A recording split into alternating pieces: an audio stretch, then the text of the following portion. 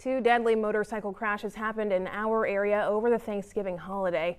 It marks at least 4 deadly motorcycle crashes in Northwest Florida this month alone.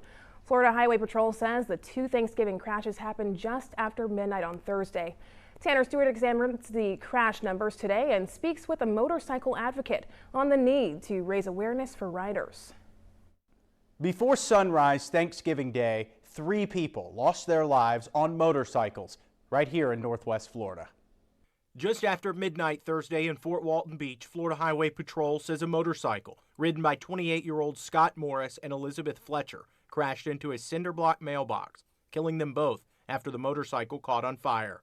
Fort Walton Beach police say responding officers extinguished the fire and attempted to provide aid to the victims lying on the ground. Morris was pronounced dead on the scene. Fletcher died at the hospital. Less than an hour later in Pensacola, a 24-year-old man was struck and killed on his motorcycle after FHP says a car turned left on Creighton Road into the path of the rider.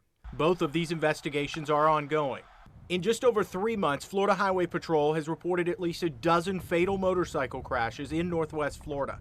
More than half were due to a car turning into the path of a biker. It almost always is the same thing. Chris Best travels the country as a motorcycle advocate. Best says there's been no solution for this increasing problem that in many cases is chalked up to distracted driving.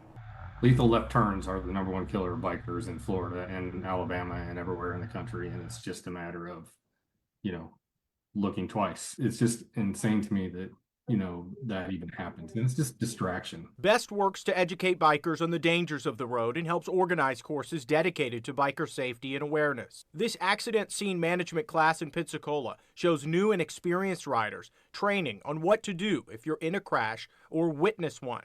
Chris Best says riders of all skills should never stop training for the worst scenarios. Just assume that everybody out there in a car is trying to kill you, because they basically are. And just be paying attention constantly. It's easy for us to get distracted too. We're out there having fun. We just want to enjoy the ride. But the reality is, especially in the congested areas in town, that it's really dangerous and you really need to pay attention. While the biker community isn't small, data shows riders make up less than 2% of traffic on the road. Chris Best says more bikers need to open up and show cause for concern to raise the alarm. Be more open to that idea, to let people know that you lost somebody you loved, and it's not just another number and just some random guy on a bike. Tell their story, because people need to hear them, and they need to know they're real people. For WEAR News, I'm Tanner Stewart.